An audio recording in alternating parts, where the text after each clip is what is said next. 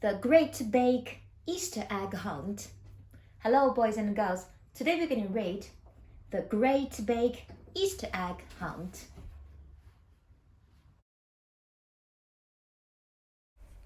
It was the day of the Easter picnic, and the rabbits were very excited.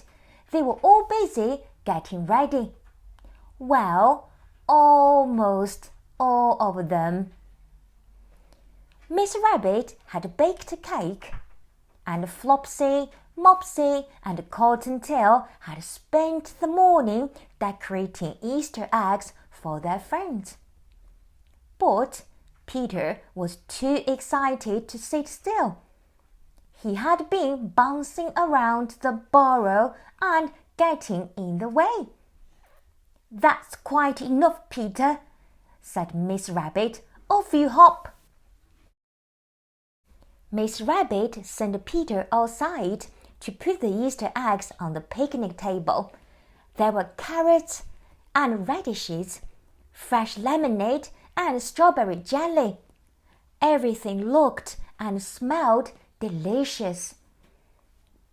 Peter set the basket carefully on the table. Before he hopped off to play, he couldn't resist a closer look. Peter counted 8 eggs, but which was for him? Suddenly, the chair he was standing on began to wobble, then it rocked, and then one side tipped up, sending Peter and the eggs high into the air. Peter landed on the grass in a heap with the basket on his head. He knew he was going to be in such trouble, and things were about to get even worse. Peter's eyes widened as he watched the eggs tumble down the hill. Peter raced after them, but they were rolling too quickly and soon completely disappeared out of sight. Where could they be? Peter would have to go on an Easter egg hunt to find them. He began to look into the meadow. Perhaps one was hidden in the tall grass. Peter popped the orange stripy egg in his basket and looked about the countryside. Where to next? He wondered. As he gazed across the meadow, Peter spotted Miss Tiggy Winkle's home. The door was wide open, and Peter could see washing drying on the line. Had one rolled into the house? Peter decided it couldn't hurt to have a little look. "Hello," smiled Miss Tiggy Winkle as she greeted Peter at the door. "Come and have a cup of tea." While the hedgehog bustled about, Peter hunted for another egg.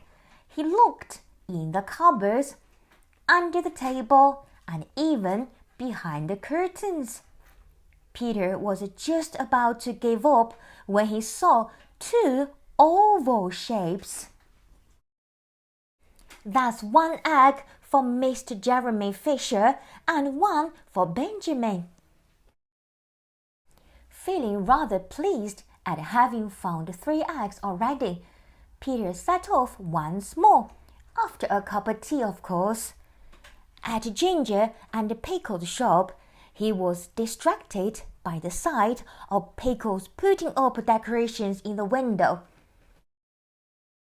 "What's he doing?" he asked Tom Kitten, who was walking by. "It's the Easter display.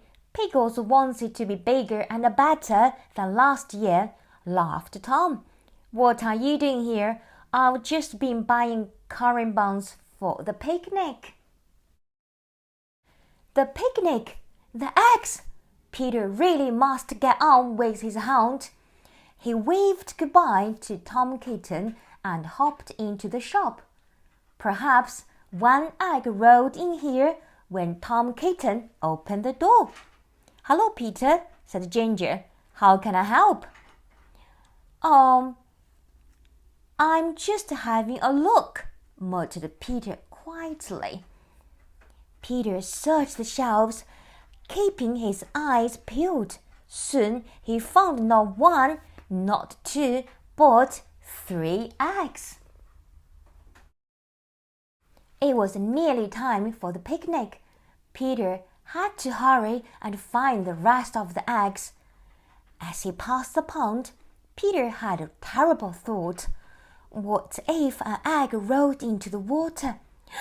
He gasped in alarm. Oh dear, oh dear, oh dear, Peter wailed. Will you help me look, Mr. Fisher? Don't worry, I haven't heard any splashes for a while. If anything rolled this way, it probably got caught in the reeds, said the frog. The pair looked all around the pond and found one egg only slightly damp. Peter counted the eggs in the basket, but wait, he hadn't found his own egg. There was a sinking feeling in his tummy as Peter hopped back home to the picnic.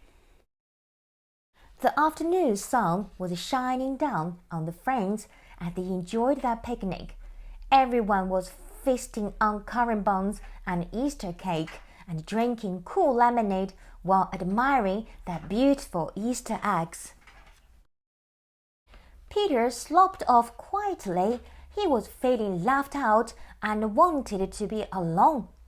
Beneath the picnic table was a perfect spot for a bunny to hide. Except he was not alone. Floppy, Mopsy, and Cottontail were there, grinning from ear to ear. In their arms was something blue and spotty. Peter's egg! Happy Easter to the best big brother in the world, the triplets shouted. Happy Easter to the best sisters in the world, laughed Peter. I hope you have all enjoyed this book, and we'll see you next time. Happy Easter!